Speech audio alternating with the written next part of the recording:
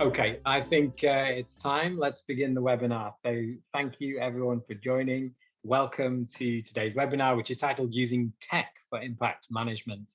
My name's Ben Carpenter. I'm Chief Exec of SBI, and I'm going to be your facilitator today. This is a webinar in partnership between SBI and Efiko, and we'll explain a little bit about that in a moment. But the backdrop for this is that we all understand the need now to create more positive impacts.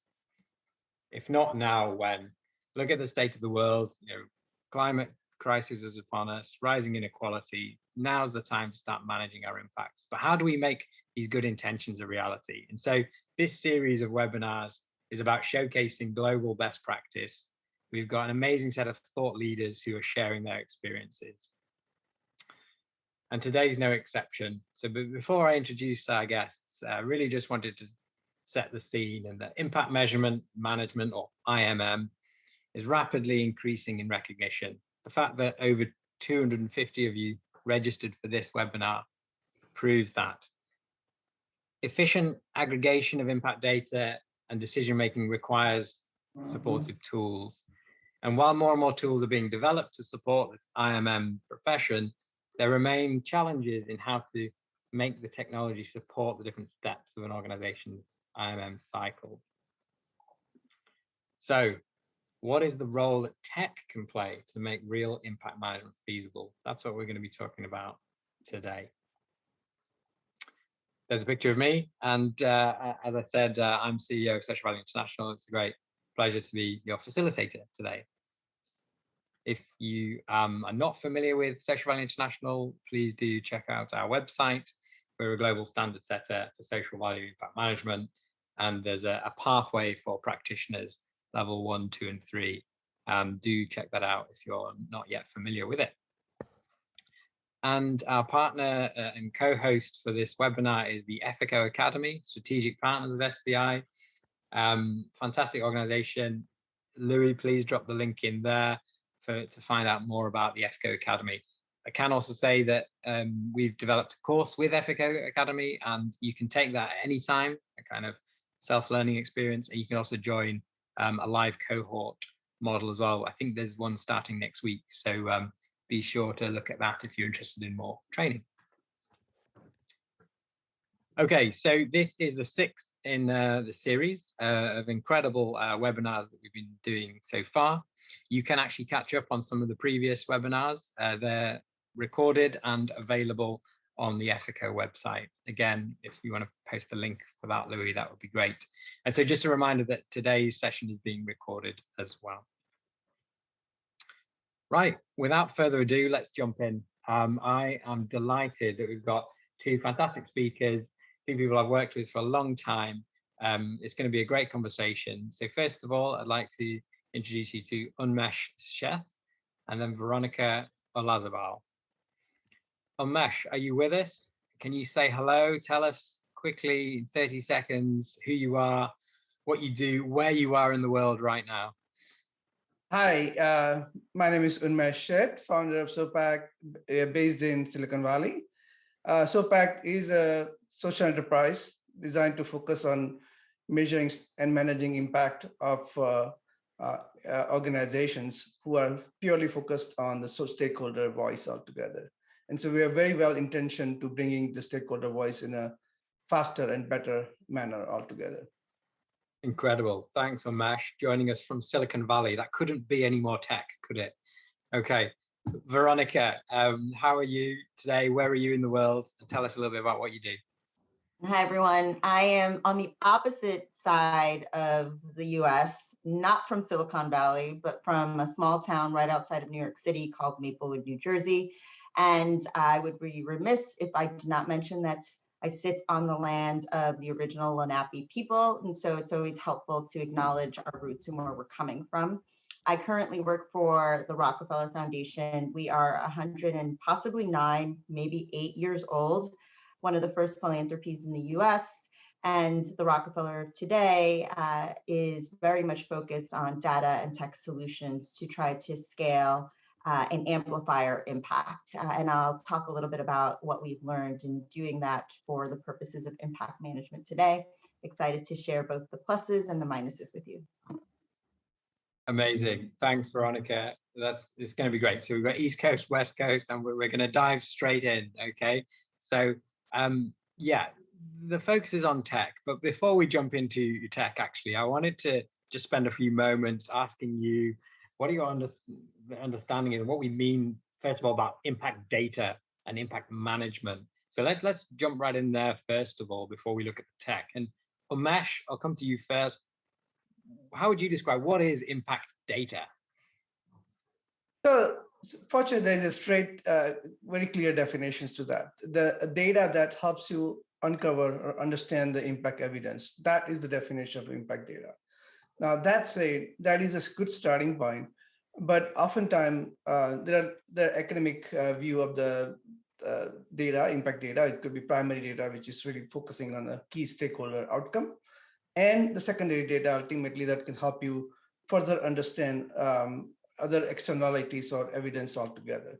So to be specific, just let's start with a social enterprise called Abolobi, which is a South Africa-based organization. Their goal is to, let's say, small scale fishermen, and they are providing mobile data collection, mobile applications, so that these fishermen can find and sell their fishes to the nearest marketplace and maybe the residents who may be interested in that. When you want to really start with that kind of journey, where you're focusing on the lowest and bottom of the pyramid community, for example, it is important, obviously, to start with understanding longitudinally how things lives are improving. And there may be many different goals, women empowerment, food security. Based on the goals, essentially, the idea is to identify sources of data that helps them understand their outcome and also understands their product market fit altogether. So essentially going through the series of analysis, you can arrive at the right kind of effective data that may be needed to improve the outcome of the fishermen. And it all ultimately boils down to the stakeholder, as Social Value International really calls out as one of the most important principles, and making sure that data is important, that evidence is important to the stakeholder itself. Great. Thanks, Umesh. And Veronica, I'll turn to you. Anything else to add, or more specifically, what might you think are the characteristics of good impact data? Sure. So, just to take a little bit of a pause on the word impact, we used to talk about data, and now we talk about impact data. And so to build on what Umesh mentioned, impact just definitely, from a definitional perspective, can be used for many things, but it's about change. We want to be able to see changes, for example, in the lives of people, changes in the environment, changes. So it's not necessarily a unidimensional type of concept. So when we think about impact data, what are we thinking about? We're talking about the degree to which the data is actually measuring that change at the level of people. We're talking about reliability. Is the data consistent? And we're talking about things like completeness. And something I'll talk about later on is, it could be inclusive of what it is that you're intending to measure, but is it intentionally excluding things that you're trying to, concepts and constructs that you're trying to measure? And that's on the technical side. I would say equally as important, and more we've become aware, given the state of the world, given that our house is burning, given that, we're coming out of a global pandemic, that we really need to be thinking about things like integrity. Is the data protecting or deliberately biasing different populations over another? We're talking about consent. Did you get consent to be able to use this information, or are we reinforcing some of those power dynamics around extractive? And that's particularly important when we're working with vulnerable populations, in which that's typically what we're working with. And particularly if we're talking about children and minors, for example. And so I think more importantly, we're really talking about not creating harm. That do no harm principle that many of us have heard about in our professional experiences, it really comes down to, at the level of data, are you creating harm in your pursuit to be able to answer the question or achieve the metric? Awesome. So there's a lot in there, and I really like that sort of the practice around collecting impact data, do no harm and respect and ethics, and I'm sure you're going to expand on some of that later. Unmesh, another basic question, but why do we need impact data? Yeah, so there's a very a definition of impact data been used. I mean, the need for impact data has been in past has been more about when typically there's a program funding involved or investment done. Fundamentally, they are looking to understand what is the evidence of the impact that they are creating altogether. Oftentimes, there's a approach that is being done to what we call as impact justification process altogether. And that's a one logical reason why people collect the data so that they can demonstrate the impact to their funders altogether. Increasingly, we believe that that approach needs to become more obsolete, essentially. I think we do believe that the reason why more people should be paying attention on data so that they can continuously understand the outcome that they are creating in a shorter and faster manner altogether. To be more specific, essentially, the data can provide immense amount of faster knowledge if you use it properly altogether. So, for example, we are seeing huge change in the markets, especially coming from corporate side of it, and even impact and assisted. And even philanthropy, where even before they start new program, they want to see whether that program is what stakeholder wants. And so otherwise they will be spending very precious dollars and not knowing that ultimately is not creating right outcome the stakeholder needs. Or maybe I have 20 different programs and I want to see which program is more efficient than other altogether. Ultimately, it's about getting faster and better understanding of your programs without going through more complex analysis that typically old methods that used to preach altogether. By looking through the data and looking to the dimensionality of the social impact, you are likely to have much better insights into the impact than simply trying to justify the impact altogether. So choice is yours, impact justification or impact learning. I would rather go with impact learning, but that's one logical reason in my mind how people are really shifting towards the use of data. Amazing. So you sketched out two reasons there. The first one about justifying and explaining your impact to funders, and the second one more about learning internally and decision making. Veronica, anything else to add about this idea of impact management as a term and a practice that's evolving? Sure. And so this really builds on what Unmesh mentioned as like the second piece, the learning component. Learning is another one of those words we love to share. It's actually not even a word. We talk about learnings. The Microsoft Word is continuously telling me it's spelled wrong because it doesn't exist. And so, but the concept of it is, how do we take information, internalize it, add it to a decision, and then course correct? And that's the concept of impact management that we're talking about. And that's the relationship between impact data and impact management. Impact management as a term actually emerged from the impact investing space, which some of you might be part of, which is the concept of financial management should be applied to impact management. And so we shouldn't just be assuming that we will, as Umesh was mentioning, generate the evidence at this arbitrary moment in time to be able to say something about the results of our work as if the essence of being human is these discrete moments in time. We know it's continuous. So how do we set ourselves up along the way to be able to generate the data, to be able to inform decision-making? And so, I would definitely add that. And I would say to it that, when we embrace that concept, then we're thinking, okay, well, how do we set ourselves up to manage our impact using impact data? And that's something that, again, doesn't happen at the end of a life cycle so that we're retrospectively looking. That's really a little bit more of a conventional, perhaps a more of a governmental way to think about data. In the world that we're going to be speaking about today in terms of tech and bigger, faster, cheaper, and continuous, dynamic, we're really looking to be able to ongoingly be collecting information to be able to make those decisions. And that has to be intentionally designed. It's not, you don't know it when you see it, unfortunately. It's one of those, you have to really think critically at the front end to be able to be intentionally knowing what data you're going to be needing in order to be able to make a decision, to be able to course correct and manage your next strategic step. Okay, I'm loving this. So we've understood impact data, really about information about changes in people's lives. The impact data is collected for management purposes, continuous learning, all of that kind of discipline that you spoke about there, Veronica. Before we get into the tech, one more question. Are there any differences that you've observed between impact data for an investor versus impact data and management as an enterprise? You both kind of alluded to that there. I just wonder, maybe Veronica, I'll come to you now because, you know, working for Rockefeller as an investor in the world of philanthropy, is there a difference between this impact data for an investor versus at the enterprise level? What would you say to that?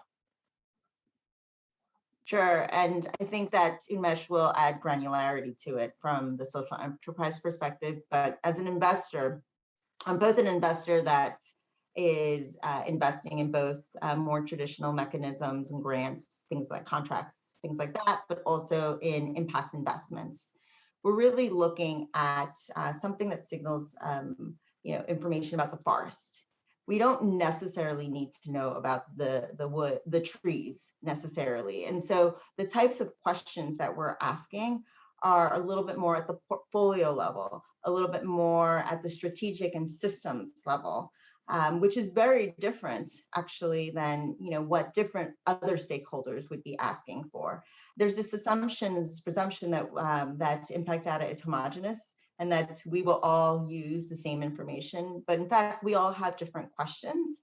And because we're really far away from the work and the field, the technology is actually allowing us to be able to get closer to the end user and get closer to the stakeholder. But at the end of the day, what we want to know is a little bit more generalizable to being able to adaptively manage our other portfolios, and our portfolios are very diverse.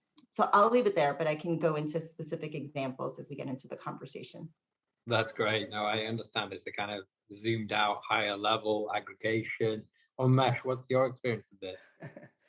This is a very favorite topic of mine that I discuss all the time, but fundamentally, I see a huge gap today in how investors think about the impact data versus how enterprises do, essentially. And here are the big differences here. So if you look at many of the work that's been done out of some of the larger frameworks and standard body holders like GIN, IRIS Plus, and many other standard bearer. And if you look at some of the thinking from asset managers to funders, unfortunately, those thinking are quite metrics-oriented thinking altogether. And actually, they're all coming from the Wall Street mindset, essentially. And we often have seen that metrics-led thinking has actually led to more friction of creating social impact rather than creating social impact. And let me explain why. So oftentimes, one of the biggest barrier in investor-centric approach is that they ask to define the metrics that may be between them and the funding organizations altogether, or founders.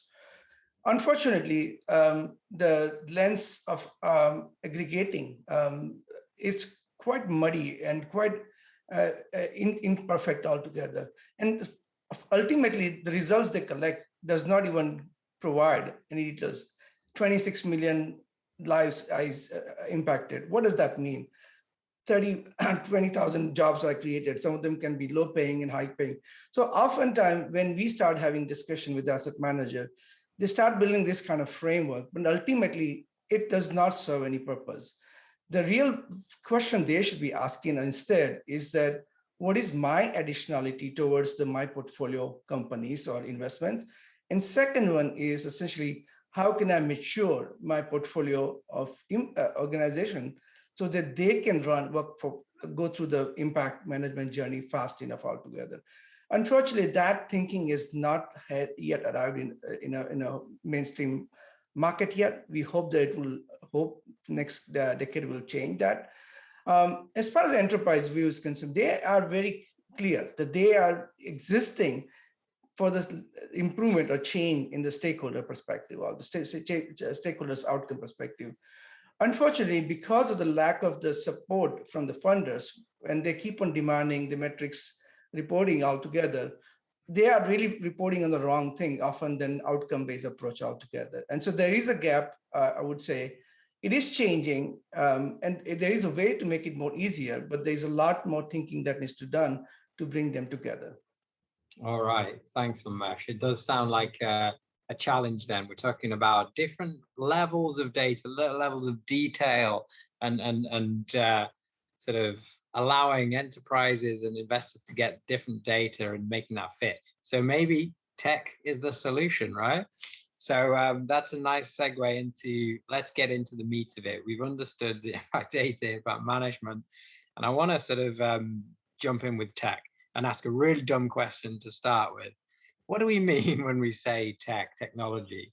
I mean, what about a pencil, a paper, a cup of tea? Is that all the technology you need to understand changes in people's lives? And Umesh, I'll come to you first. What do we mean when we say tech?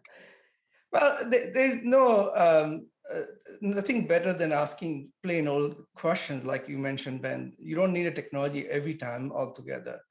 That said, as you start to grow your social enterprise or nonprofit, essentially, you need the evidence to grow. Essentially, time and time again, we work with so many different social enterprises, and their main goal is to make sure they get into the product market fit so that they can improve the outcome of the stakeholder altogether. Now, simply initially, when you are in the early stage, you can get away with that kind of paper and pencil thing. But as you grow, you need to start gathering effective and qualitative and quantitative data.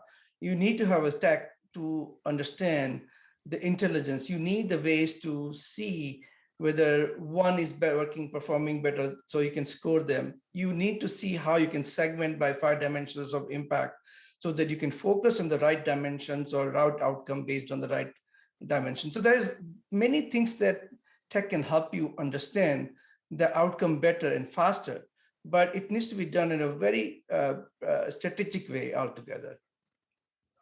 All right, that's really helpful. And Veronica, I'll bring you in. Anything else to add about what do we mean by tech? And perhaps you could go into some of the challenges with impact data and impact management that you think technology can solve.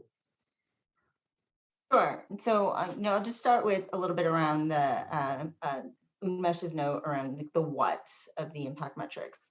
Oftentimes, we believe that if we just had the answer, the metric to the indicator that we're interested in, to the impact indicator or to the impact data, we would be able to answer our questions. And the reality is that these data points can speak to the what we're tracking, what we're seeing, but it doesn't really tell us much about the how or the why we're seeing it or the how.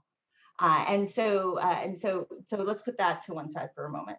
Second thing is, as an investor and wanting to get to more of the what, the how, and the why, I continuously am thinking, oh my gosh, this is going to cost so much, because the major drivers for this type of information is, number one, going out to the field, whether it be through technologies like paper and pencil, like old school technologies, or whether they be mobile phones, or whether they be more of a geospatial or satellite imagery or sensors or biometrics or all the things we hear and see about either in the news or in our practice.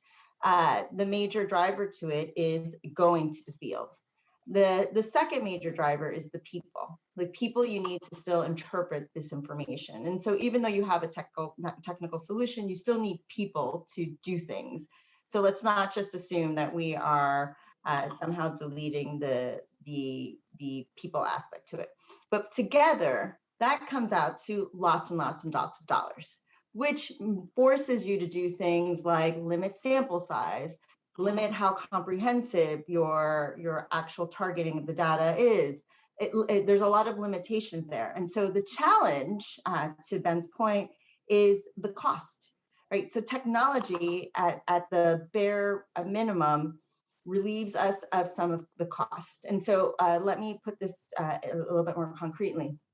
As an evaluator, because I'm also actually going to be president of the American Evaluation Association. So I think about evaluation a lot.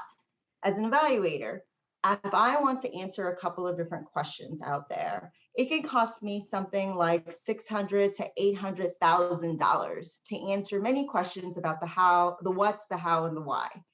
And that's just, that's cost. It's cost prohibitive to be able to do that. Using those same types of questions, mind you, we have to trade off some of the depth of what it is that we want to know. Things like mobile data, mobile technology, such as that of 60 decibels, if you've never heard of them, or Viamo, which is SMS types of robocall types of conversations.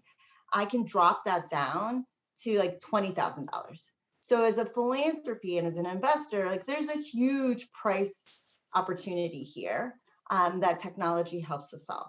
And so that's one of the benefits. The other benefit clearly is something that we've learned over the last couple of years during COVID, which is that we've always known that there are hard to reach places. We've always known that there's populations that live in these remote environments. And we've been developing strategies primarily in the humanitarian sector to be able to get to time layer, to get to these far-reaching places, but not until COVID were we actually forced to have to implement because we couldn't get there at a more mainstream and scale type of way. And so thinking about how do we reach these far off populations starting with questions that we started with around reliability, inclusivity, accuracy, precision. Different types of technologies have really allowed us to actually answer some of those questions. The trade-off being that perhaps they aren't as cost effective because big data and all of that type of thing cost a lot of money to access at the moment. But being able to actually have the capabilities to reach these far out places, I think has been another opportunity. And then finally, as an investor and someone who thinks about global change, and we mentioned this earlier in terms of the forest, one of the challenges that we have is the replicability of what it is that we're seeing. So at a very micro level, a tech solution can help you, and any data collection solution can help you answer a couple of questions about a community, a village, several villages. But again, it's cost prohibitive. And so the question that we have is, how do we make this information generalizable so that it's not just replicable, so that's not just representative of a particular moment in time in a particular place, but something that's pretty much just at scale. And so things like geospatial analysis, remote sensing has very much opened up the possibility of being able to do these larger types of analysis. It does come with trade-offs and it does come with risks. And I think that that's another part of the conversation. So I'll stop there.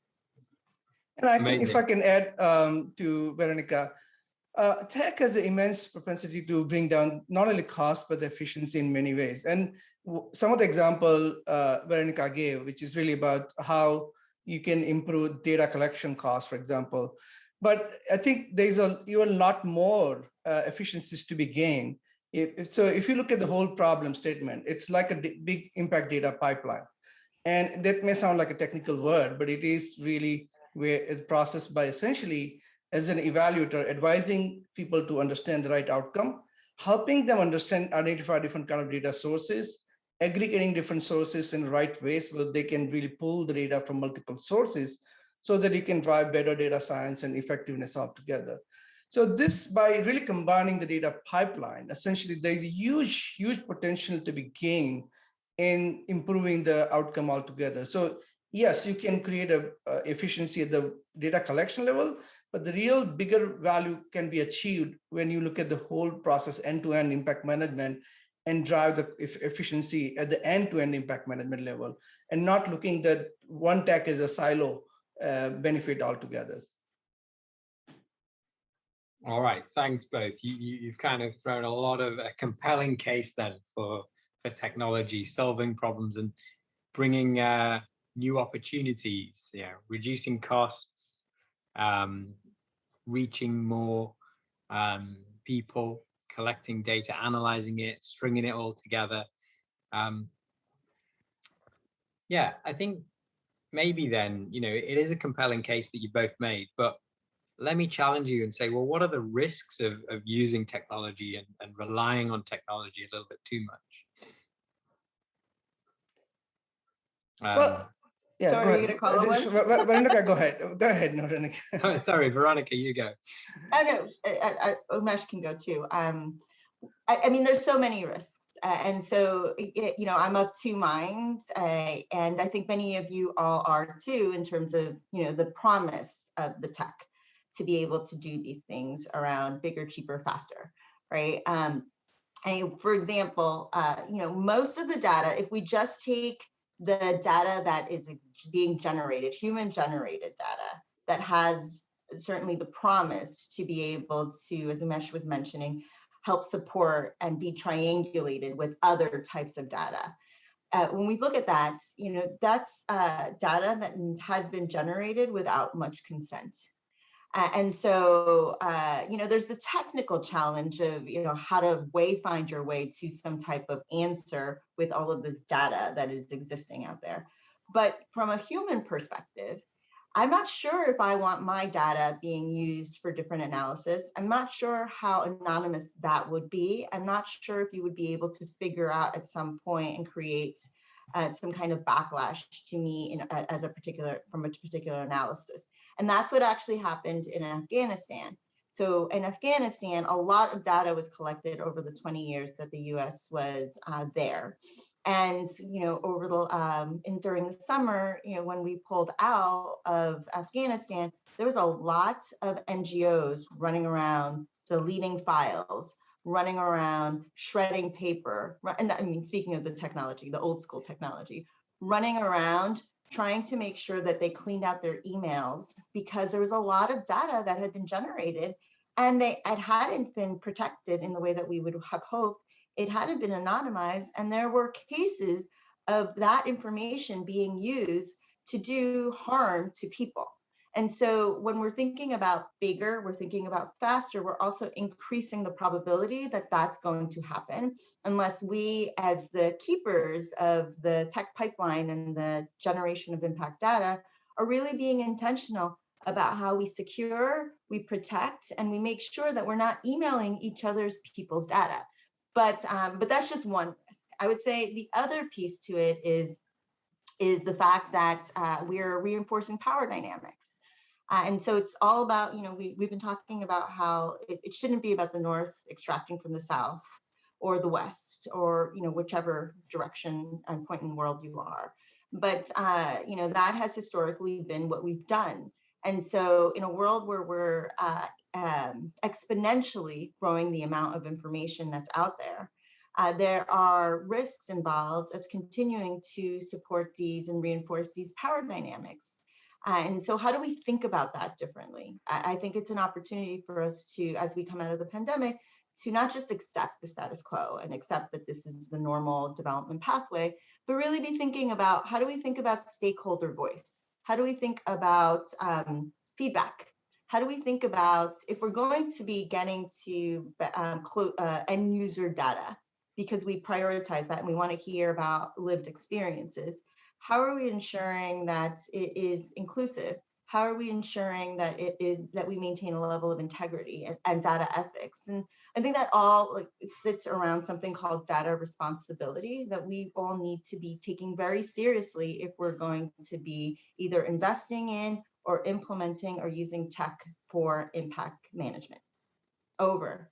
Amazing, Veronica. I mean, data is power, and with power comes responsibility, right? And you've just laid out some of the really hot topics there: data ownership, ethics, who owns the data, control. Are we reinforcing power dynamics?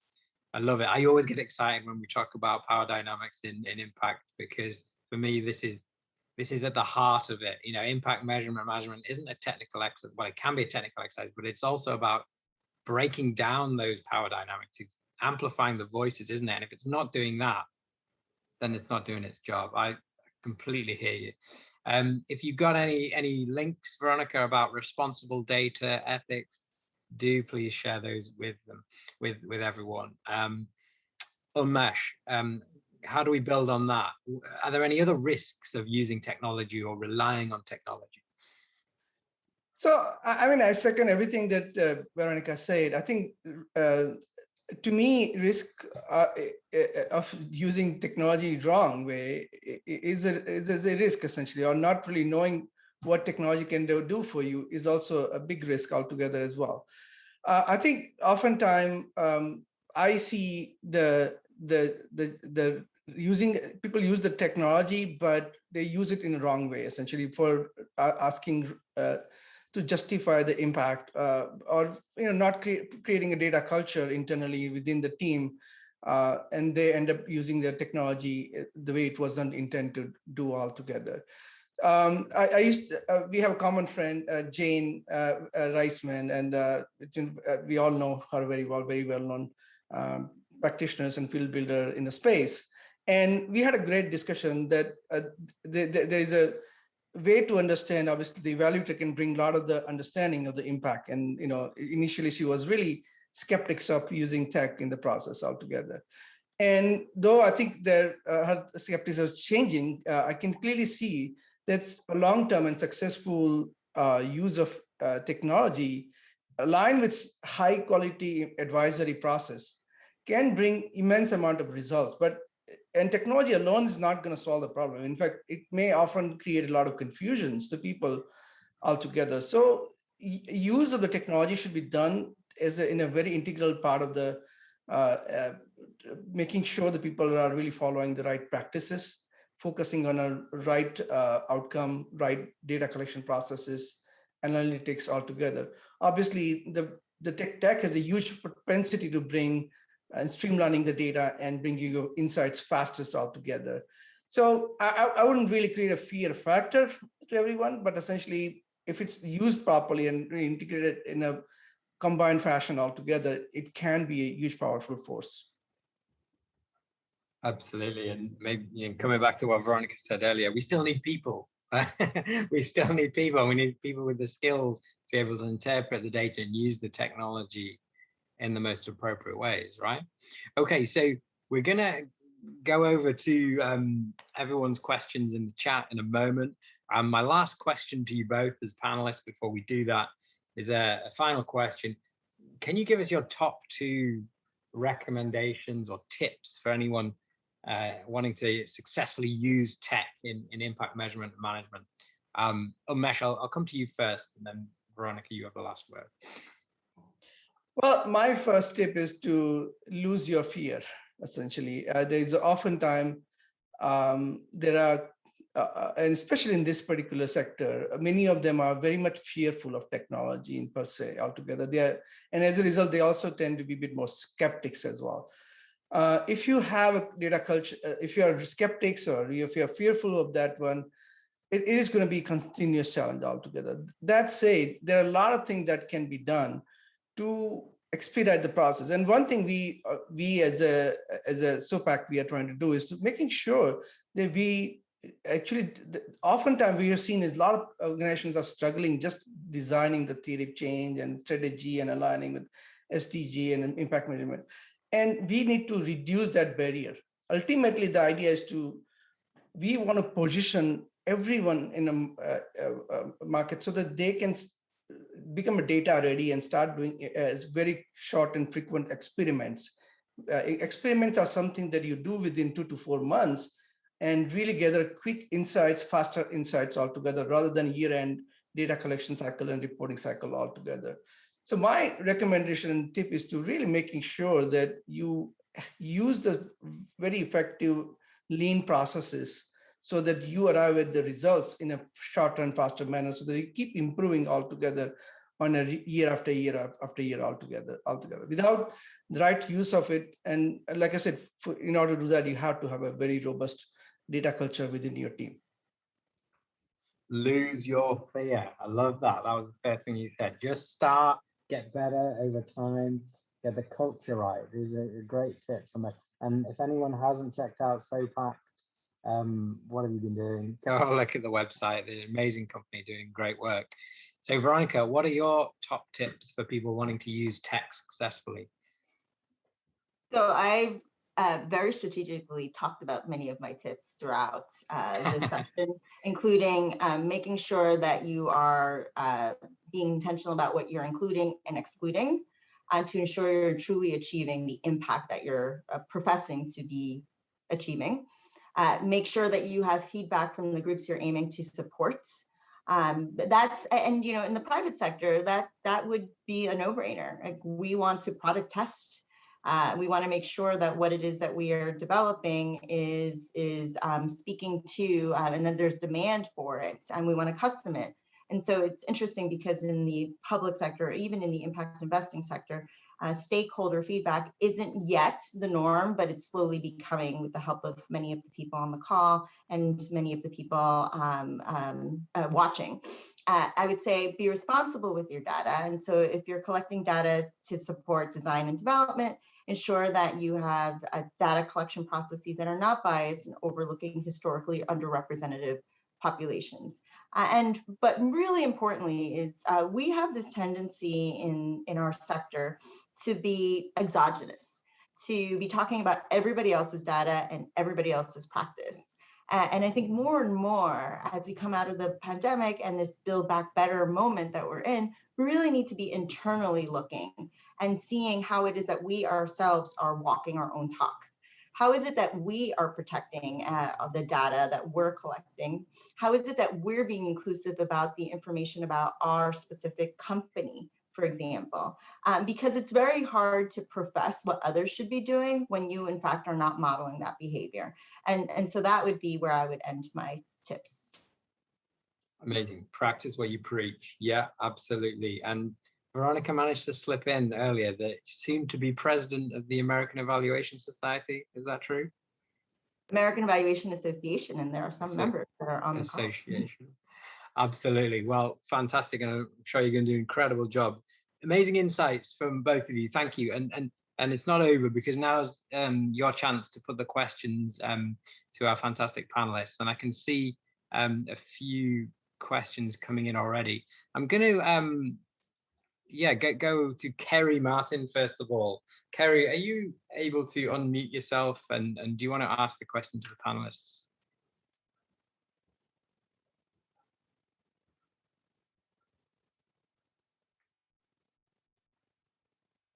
Hi. First of all, thank you guys. This has been incredibly valuable.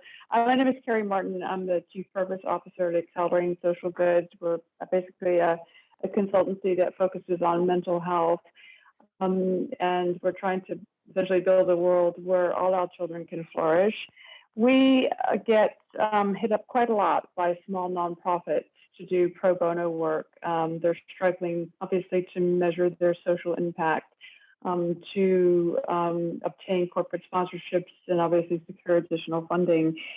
I have a limited bandwidth, can only do so much pro bono work, and currently I'm doing pro bono work for a wonderful coalition of moms with children with serious brain disorders and another social impact platform to do social impact reports, essentially. My big issue is not really an issue, it's really just the reality, isn't it? That this is all such amazing thinking, incredibly valuable what you guys are talking about. Obviously, small nonprofits can benefit tremendously from all of this, yet they don't have the staff, they don't have the funds, they can't afford the technology. And they don't get it. I mean, I can sit on a call with a board and explain all this to them, and well, some of them do get it, don't get me wrong. It's something that we need to figure out a way to share with them, to help them. And I don't know what the answer to this question is, hence why I'm posing it. I mean, how can we push this down so that small nonprofits can wrap their arms around this and and really run with it, because it's the small nonprofits that we all know are going out of business. Yet we all know we absolutely have to have the small nonprofits stick around and thrive, particularly now, particularly in health and in suicide prevention. I mean, obviously I'm biased, it's the field I work in, but with COVID, you know, mental health is percolating up into our collective consciousness. If we're ever going to make progress on this issue, it is now. So I'm trying to sort out, you know, how can we help, you know, these smaller nonprofits who we all know don't have the money, don't have the bandwidth, don't have the staff to do this type of important work. Does anyone have any thoughts on this? Yeah, so this is Unmesh. Kerry, thank you for your comment. And this is one area that we keep thinking about all the time. I think Pact is a social enterprise. We are really mission-driven organizations. And our ultimate goal is to democratize the process of managing the impact for any nonprofit altogether. And like it or not, there's a lot of things that's happening in the space that is ultimately bringing down the cost and the use of the technology platform for any nonprofits altogether. We are not there yet. We worked very hard to make sure that this becomes completely, every organization can own this understanding of what the theory of change is, identify the right kind of metrics altogether. So from our side, we are always trying to bring down the cost, and even coming up with the, hopefully we'll come up with a new freemium version of impact strategy platform with learning management systems that can ultimately get you started with the data collection process faster altogether. So there's a lot that we can do it in a way that can bring down the cost. At the moment, more than tech, essentially, it is important that people can use the tech properly altogether. And so we are a bit more focused on making sure that people are finding the right outcome insights correctly altogether. So at the moment, our approach is to working through the accelerator models and funders to work with their portfolio companies altogether. But I don't, in a year or two downwards, essentially, we see this thing becoming more democratized, more available to any organizations who wants to start altogether. Thanks, Umesh. Veronica, do you want to add anything to that? I hear you, Kerry. I live your life in that. Well, I work for a philanthropy. It's not my money. And I also am quite mission driven. And I do see that it's still quite, I guess, cost prohibitive. And I would say, you know, the thing that struck me from your question was that, you know, we live in this world where we are top down, right? The donors want to see this type of deliverable and this type of reporting and this type of data. And I do think that it's a moment to flip that around and really think, well, but what would be good for the social enterprises or the companies or the organizations that you're working with? What do they want to know? And what would add value to their day-to-day about their clients and their populations that they're serving? And then thinking a little bit around, you know, how do we then get to what is right size for them, given the resources, given the limitations? And so I think it's a moment for us to all think about things like that, to think about how do we turn the paradigm around? And I can't emphasize enough that one of the biggest missing puzzle here is that funders' recognition to building capacity downwards altogether. More than technology or anything else, building impact data capacity building is the most highest importance of the priority that any funder should be having today.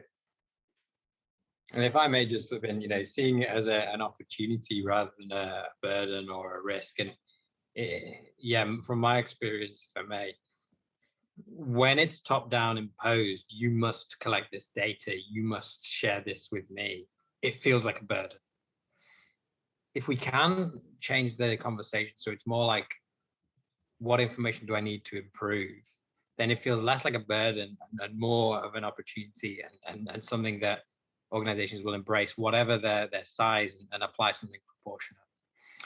So we could probably talk about that one for a lot longer, but there's a few great questions here. So I'm going to move on to Stephanie Garcia. Are you there and are you able to unmute yourself, Stephanie? Yes, I'm here. Sorry, I have had a couple of interactions. I'm not sure which question it is anymore. Sorry. Well, over to you, whichever one you want to ask the panel. Yeah, so I think so one discussion, and I'm sorry, Hithal, I'm going to bring it up, that we were having is having let's say surveys. If I understand that we're using impact data, starting with surveys that are done off or online, but basically using technology, right, to undertake and not direct surveys and personal interviews. The issue there is a couple, and I'm going to just take out the thing about privacy and ownership of data, etc., and just focus on the outcomes of or the insights of that data. And you basically have a specific point in time data, and it's a very particular vision potentially on a specific topic, right? So you're just having a one-time look, and it's very hard. So it's very hard to, first of all, have an integral view of what's going on. You just have information on a specific item, let's say, access to a certain service, or lack of that access, or different characteristics in progress, for example, et cetera, et cetera.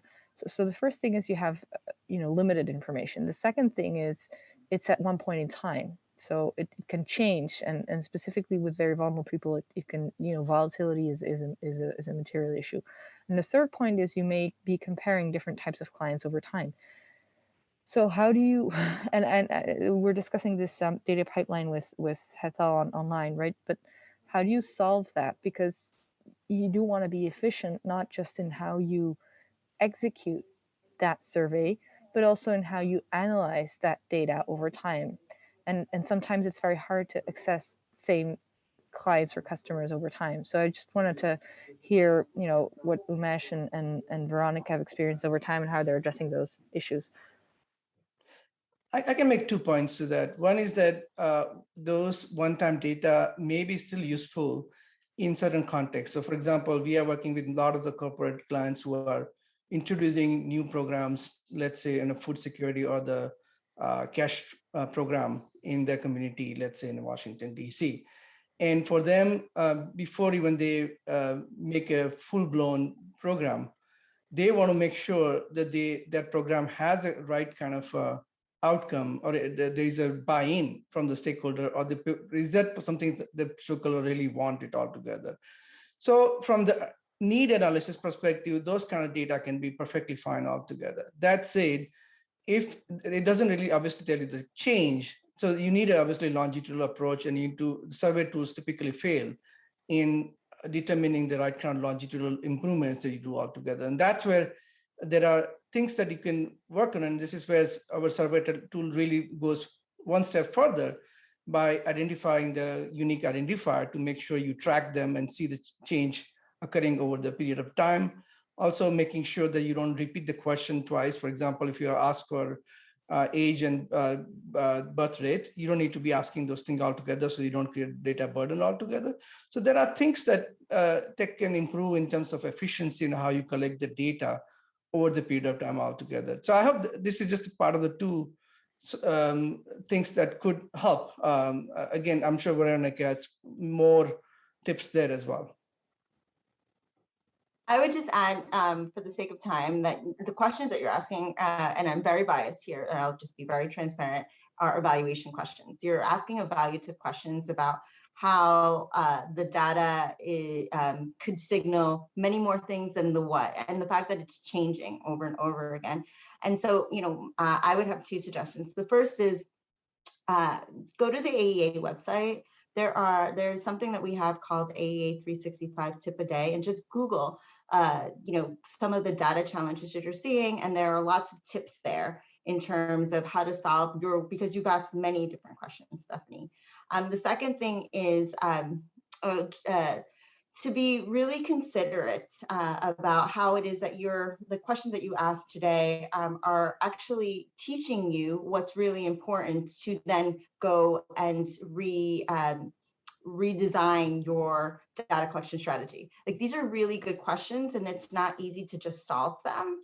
And so broaden what the moment in time that you're in, and really consider how to make your data collection a little bit more more right-sized for the types of things that you really want to know. Because it sounds like you really want to know a lot more things than the various different indicators that you were intentionally designing to collect.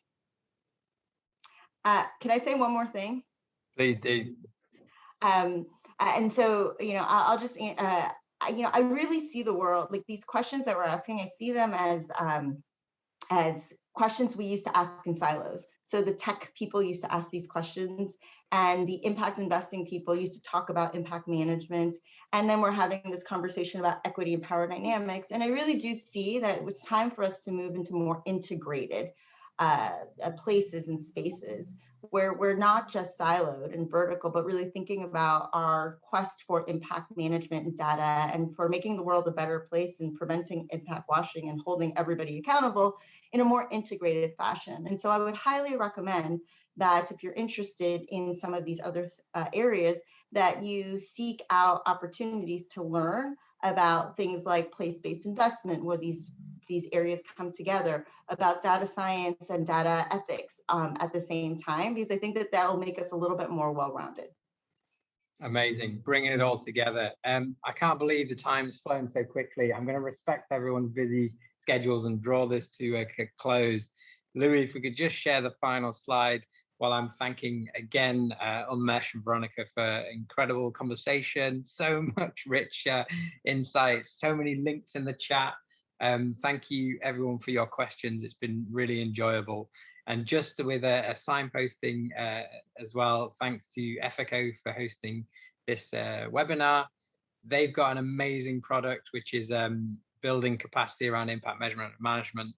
Please check that out. Thank you everyone, and speak soon. Everyone. Thank you.